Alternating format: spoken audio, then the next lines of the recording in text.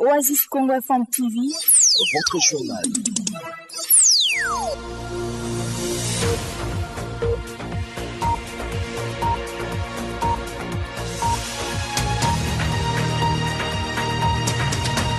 Merci de renouveler votre confiance à la radio Oasis Congo FM pour vous informer.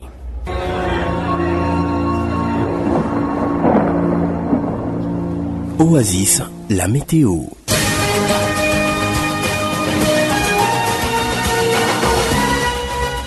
Voici comment se présentent les prévisions météorologiques de ce vendredi 12 juillet 2024 en ville de Béni. Levé du soleil 6h03 et sous coucher 18h12. Le vent courant à 10 km par heure l'avant-midi en direction ouest et à 15 km l'après-midi en direction sud-ouest. La température maximale sera ressentie à 28 degrés Celsius et la minimale à 18 degrés Celsius. Ce jour, le ciel sera nuagé accompagné des orages et d'averses. La météo prévoit un petit risque de pluie ce vendredi en ville de Béni. Prenez donc des précautions et belle journée à tous.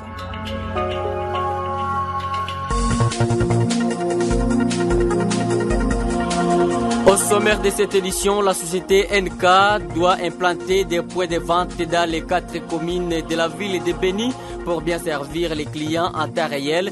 Cette recommandation est contenue dans une lettre ouverte et adressée à cette société ce jeudi par le docteur Baba Lusungu, un citoyen de Béni. Plus de 2 millions de déplacés de guerre vivent dans des conditions très difficiles à la province Nord Kivu. Les notables Aimé Moussa Mukanda plaident pour l'implication du gouvernement congolais pour sauver les vies de ces vulnérables qui fuient la guerre du M23. Un jeune garçon d'une vingtaine d'années a été criblé de balles sur ses 2 jambes à Mambasa Centre. Le fait est attribué au présumé bandit selon les sources locales. Nous en ferons les points tout à l'heure dans ces radios journal. Jeune, ton avenir est plein d'espoir. Mais une seconde de plaisir sexuel peut le gâcher à jamais. Sois sage. Et reste Wanzukula, nous orientera les ondes. Bihawa Matsungani et Justin Palouk Mouvialava. Nous sommes à la présentation de cette édition. La société d'énergie de Nord Kivu doit supprimer les frais des compteurs puis installer des points de vente dans chaque commune de la ville de Béni. La recommandation est du docteur Baba Lusungu, un citoyen de Béni, ce jeudi 11 juillet 2024. À l'en croire, plus de 7000 abonnés ne devraient pas se procurer du courant dans un seul point de vente. Charmant Tiahava nous a dit plus dans ses rendus. Dans une lettre ouverte adressée à la Société Énergie du Nord Kivu, NK, ce jeudi 11 juillet 2024, le docteur Baba Lusungu a d'abord salué l'initiative de cette société de desservir les villes de Béni et Boutempo, ainsi que le territoire de Béni en énergie, des entités longtemps restées dans l'obscurité. Toutefois, le docteur Baba Lusungu dit ne pas comprendre comment plus de 7000 abonnés peuvent continuer à payer les frais dits des compteurs pendant plusieurs mois. Ces citoyens de Béni se disent tellement choqués par ce qu'il qualifie de manque de considération à l'égard des consommateurs. En outre, le docteur Baba Lusungu fustige le fait que tous les abonnés, estimés à plus de 7000, soient servis à travers un seul point de vente. Il affirme qu'il est donc logique d'assister presque chaque jour à des lignes interminables allant de 30 à plus de 100 personnes qui se forment souvent jusqu'à tard dans la nuit. Des clients sont à la queue leu, argent à main, en train de commander du courant. Une fois 19h, dans la plupart des cas, le bureau est fermé, se désolent ces citoyens de Béni. Ces situations impactent négativement le bon fonctionnement des hôpitaux qui sont courants avec le patient sous oxygène et des nouveau-nés doivent attendre les heures pour être servis. C'est dans ce sens que le docteur Lusungu recommande l'implantation des autres points de vente dans toutes les 4 communes de la ville de Béni pour pallier à ces problèmes. Enfin, ces citoyens de Béni suggèrent à la société NK de créer une application de paiement en ligne comme le font d'autres sociétés. Un rassemblement populaire est annoncé pour ce vendredi dans la soirée au stade de Kankaembi au quartier Ngonkolio en commune Moulekera en ville de Béni. D'après Clovis Moutouva, l'un des initiateurs de ces rassemblements populaires, les habitants de toute la ville de Béni vont se retrouver à partir de 16h pour rechercher des pistes de solutions locales à l'insécurité qui sévit en ville de Béni. Lors de cette rencontre, une pétition exigeant la dotation d'armes aux habitants de de Béni pour combattre des ensayas ADF sera signé. Écoutons l'acteur politique Clovis Moutouva au micro de la radio Oasis. Je profite de votre micro, madame la journaliste, d'appeler toute la population. Parce que quand il s'agit de défendre l'intégrité du territoire ou l'intégrité de notre pays, c'est une question de toute la population congolaise. Alors j'appelle toute la population de Béni de pouvoir nous rejoindre au stade de Kangaimbi demain vendredi. C'est vendredi à partir de 16h où nous allons réfléchir autour de la question sécuritaire de Béni. Ça fait plusieurs années que nous sommes tués par les EDF. Ils tirent là où ils veulent, quand ils veulent. Ça nous fait énormément mal. Et là, nous craignons qu'il s'ajoute à côté de cet ennemi-là éternel, l'EDF, que le M23 aussi s'ajoute à ces ennemis-là et on s'est dit comment est-ce qu'on va supporter des ennemis. Parce que ceux-là qui ne savent pas, les M23 et les EDF ne sont pas différents. Tous sont des terroristes. Ils sont des ennemis et nous devons les bouter dehors. C'est pourquoi nous appelons la population de Béni de pouvoir être là à partir de 16h, qu'on réfléchisse autour de ce que nous allons faire. Nous avons vu les jeunes de SAC qui ont empêché les M23 de prendre SAC. Jusqu'à maintenant, ça fait 2 ans que les M23 n'arrivent pas à prendre SAC. C'est possible. Qui vous dit que c'est impossible que les jeunes de Béni, la population de Béni n'empêche pas les M23 de pouvoir. C'est très possible. Qui vous dit que c'est impossible que nous, la population de Béni, nous puissions bouter dehors l'ennemi, l'EDF qui nous en aide depuis plusieurs années. C'est très possible. Donc, de cette façon-là que le gouvernement congolais a doté des armes aux jeunes résistants, communément appelés Ouazalendou, c'est très possible que le même gouvernement, le même service de sécurité nous dote des armes, nous, la population de Béni, au travail en connivence avec eux, on cherche l'ennemi. Dans l'objectif de rendre propres les quartiers de Massiani, le jeune et les autorités de base de ce quartier de la commune Moulekera en ville de Béni projettent pour ce vendredi 12 juillet 2024 de travaux d'assainissement dans ces cimetières publics. L'annonce est faite par Moussa Nzalamingi, président de la jeunesse locale, qui appelle les habitants de toute la ville de Béni à venir massivement prendre part à ces travaux communautaires. Pour ce vendredi, dit-il, les habitants se rencontreront sur la partie où les victimes de l'insécurité causée par les groupes armés sont enterrées. Le conseil communal de la jeunesse de Moulekera a poursuivi ce jeudi 11 juillet 2024 avec l'installation de nouveaux animateurs des conseils et des quartiers de cette entité. 2 quartiers ont été à l'honneur ce jour. Il s'agit du quartier Kalinda et Ngongolio. Au quartier Kalinda, M. Kamala Thierry a été installé avec tout ce comité, pendant qu'au quartier Ngongolio, M. Mouindo Sikiolo a été aussi investi avec tout ce comité. D'après Gerlas Moukokoma, président sortant du conseil communal de Moulekera, la série d'investiture se poursuivra le samedi 13 juillet 2024 au quartier Kasangatu à Etamende, puis mardi 16 juillet à Massiani. Les mêmes exercices chutera mercredi et jeudi avec les quartiers Sayo et Matembo. Sur une dizaine de cas de décès, 2 seulement sont déclarés mensuellement au bureau de l'état civil de la localité de Moussimba, territoire de Lubero. L'inquiétude a été partagée ce jeudi 11 juillet 2024 par Kassere Kakebe Bertrand, l'un des agents et sa sœur affectés sur place. C'était en marge de la journée internationale dédiée à la population. Face à cette triste réalité, cet agent chargé des ressassements a appelé les habitants de Moussimba à s'approprier l'opération de déclaration gratuite des naissances et des décès dans l'intervalle de 90 jours. Pendant ce temps, il s'observe un afflux de déplacés de guerre ces derniers temps à la localité de Moussimba, de la chefferie de Bassois en territoire de Lubero. Selon le chef de cette localité, Mwami Mbangi Mohesi Misuo, ces déplacés sont estimés à 300 familles. Les Mwami de Moussimba ainsi invitent toute sa population à redoubler la vigilance et tout en collaborant avec les services locaux de sécurité. On l'écoute au micro de la radio Aziz. Il y a beaucoup de déplacés dans notre entité qui viennent de tous les côtés autour de notre localité.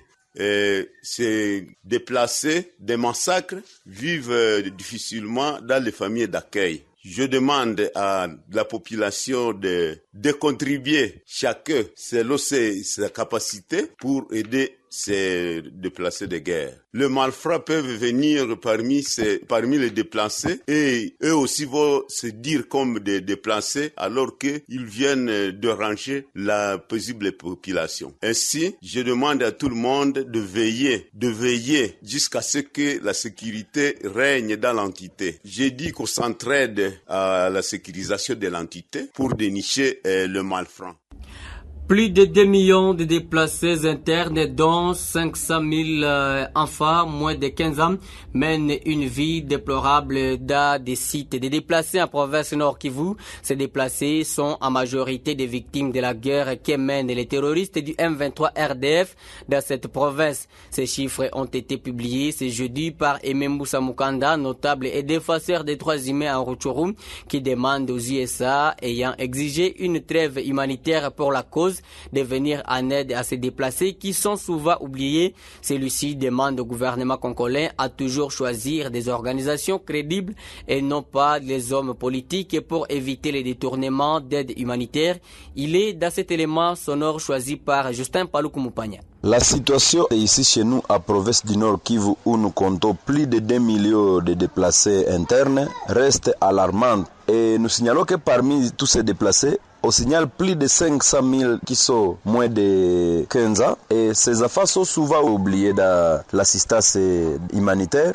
Les États-Unis devraient savoir qu'en décrétant cette trêve, ils devraient débloquer cette assistance ou aide humanitaire pour assister ces déplacés. Et même au gouvernement de pouvoir finir la guerre si vite possible, vu que les conditions que vivent nos populations dans les sites de déplacés de part et d'autre, Lubero et aux alentours de Goma, ne sont pas bonnes. Plusieurs aides humanitaires ont été détournées depuis le début de ces guerres. Pour dire, nous ne voulons pas voir les politiques dans les distributions de l'aide humanitaire. Veuillez choisir des organisations crédibles pour la distribution de l'aide humanitaire. Ici, nous parlons au gouvernement. Le cabinet du gouverneur militaire du Nord Kivu a publié un communiqué de presse concernant les récentes attaques menées selon l'armée par les terroristes des forces et des défenses rwandaises RDF sur les positions FARDC et leurs partenaires. Les attaques ont eu lieu à 4 heures du mercredi dernier, ciblant le village de Nyange Empati, situé à 80 km à l'ouest de Kichanga, dans le groupement de Bachali Mukoto, tout en condamnant l'attitude belliqueuse des M23 RDF. Les FARDC dénoncent vivement le non-respect de la trêve humanitaire pour les régimes de Kigali. Écoutons le colonel Ndjike Kaiko Guillaume, porte-parole du gouverneur militaire du Nord Kivu.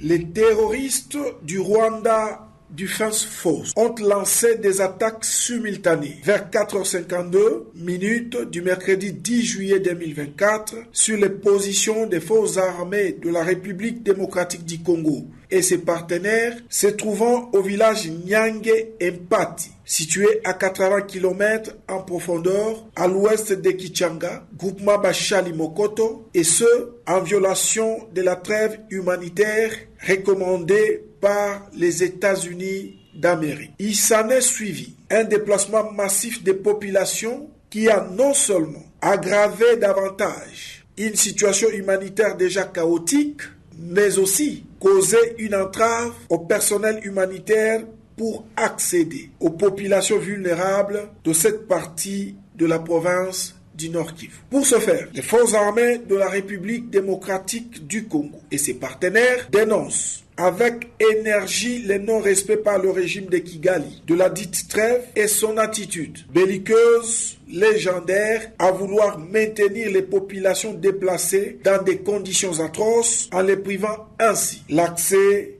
à l'aide humanitaire. Fait à Goma le 11 juillet 2024. Un militaire de FARDC a été assassiné par des hommes non autrement identifiés la matinée de ce jeudi 11 juillet 2024 dans les quartiers Kassika, avenue Bamate. C'est là, M. Lazare Mouyango Radjabou, un activiste de la société civile dans cette entité. Les bourreaux qui roulaient sur moto ont achevé leurs victimes par des balles. La personne et ressources demande aux autorités compétentes de renforcer la sécurité et mettre en valeur les alertes des structures citoyennes. Je vous propose de l'écouter au micro de Bienfait Toumsifou. À 8h du matin, nous avons attendu des crépitements de balles au niveau du quartier Kassika, commune de Karisimbi, dans l'avenue Bamate, tout près du terrain scout, qu'on appelle communément scout. Il s'agit d'un militaire de FRDC, de l'Autorité supérieure militaire du Nord Kivu, qui vient d'être lâchement assassiné par des hommes en armes non autrement identifiés. Nous avons constaté que notre officier vient de rendre l'âme. Le bandit, selon les témoignages, opérait sur la moto et avait une arme dans un sac au dos.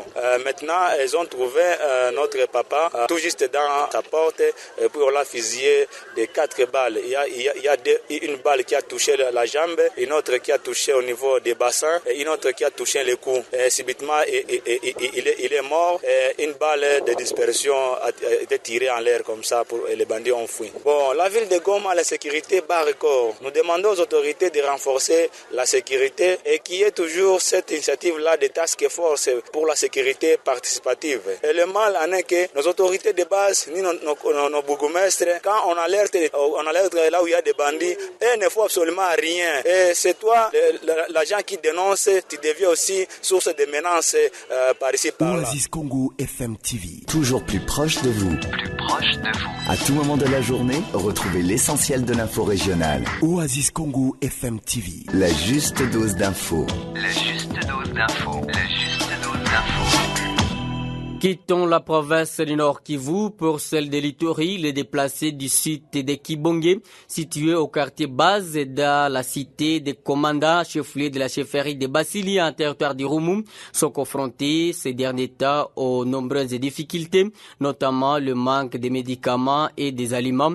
Dans un entretien accordé le mercredi 10 juillet à la presse, ces derniers ont plaidé auprès du gouvernement provincial ainsi que les hommes humanitaires de leur venir en aide avant que les pires n'arrivent. À Komanda, Héritier Timolo pour la correspondance. D'après Bati Nestor, aumônier de ce site, ça fait déjà 4 mois ça qu'ils ne soient assistés depuis que l'ONG PAM, Programme alimentaire mondial, les avait dernièrement assistés. À ce jour, ils n'ont pas accès aux soins appropriés et ils sont dépourvus des aliments. Des femmes fréquentent un lot tragique pour se procurer des bois de chauffage. Ici, ça fait déjà une année, quelques mois. Je suis assisté avec le PAM pendant 8 ans. Et depuis que le PAM est parti, voilà 4 mois qu'ils ne sont plus assistés. Ils sont confrontés à de nombreux défis. Nous mourons de faim. Les femmes traversent de longs trajets pour la recherche de bois de chauffage, juste pour la survie. Ou bien 3000 les enfants tombent à chaque fois malades. On avait une clinique proche de nous ici, mais depuis sa délocalisation, nous n'avons pas accès aux soins appropriés.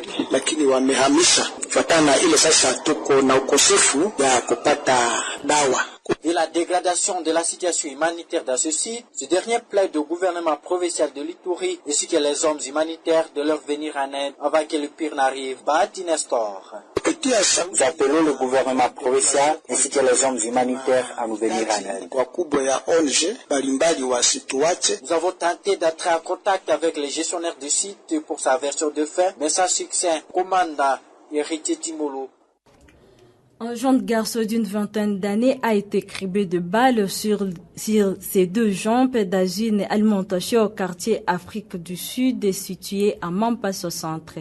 Les feux est attribué aux bandits vêtus en tenue policière selon nos sources locales. Selon la victime, une somme importante d'argent, mais non encore évaluée, a été emportée. Cette insécurité inquiète énormément John Kambale Ouleverion, un défenseur des droits de l'homme basé à Mambasa. Il est au micro de la radio Oasis. C'est déplorable encore de constater que cette série de criminalité encore recommence au centre de Mambasa, après certainement avoir constaté près de 3 mois, chaque jeune n'a été victime de cambriolage et d'assassinat, comme c'était déjà devenu très récurrente le début de l'année 2024. Parce qu'il faut le rappeler, non seulement à Mambasa Centre, mais aussi dans certains coins du territoire de Mambasa tel qu'à Mayouane ou à Biakato, il s'est vu un comportement certainement. Mesdames et messieurs, c'est la fin de cette édition mise en onde par Eraste Wanzukula, présentée par Justin Palou Kumvialava et Bihawa Matsongani. La coordination et la supervision de Roger Kambali Kakulirahi, la direction de Nixon Mukirania. L'actualité continue sur notre site internet www.radiooasis.cd. Avant les actualités sportives, on va d'abord sur la chronique Les Pèlerins du Royaume de là-bas. Portez-vous bien, au revoir.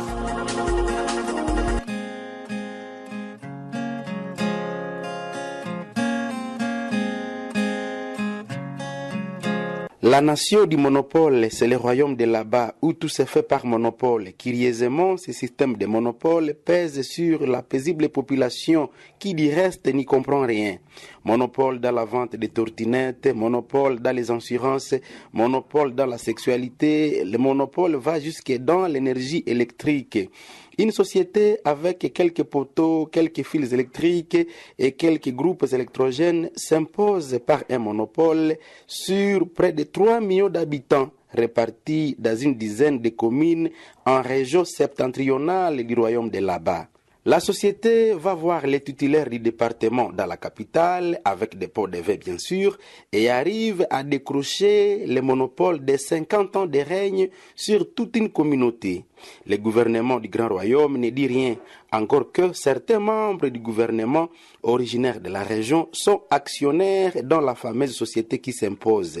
Là-bas, on achète de l'énergie, oui, on l'achète d'ailleurs cash, mais pour la consommer, c'est question de patience.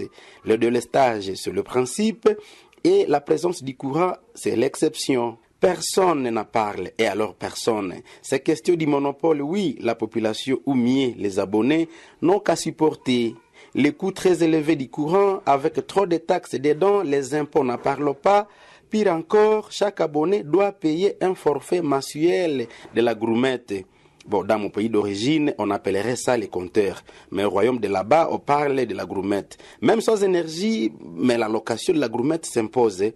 Pas de droits des consommateurs au royaume de là-bas. Facilement, sans honte ni vergogne, on fait 24 heures, voire 48 heures sans courant dans un monopole énergétique. Dans les observations du pèlerinage, il a été constaté que la grande société énergétique maître du monopole a toute une petite centrale hydroélectrique, tant galvaudée évidemment, destinée à desservir quelques centaines de ménages seulement.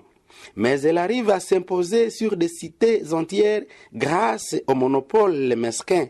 Et pour y parvenir, elle fait recours à des groupes électrogènes. Ah oui, le royaume de là-bas est une nation du mensonge appréciée par tous.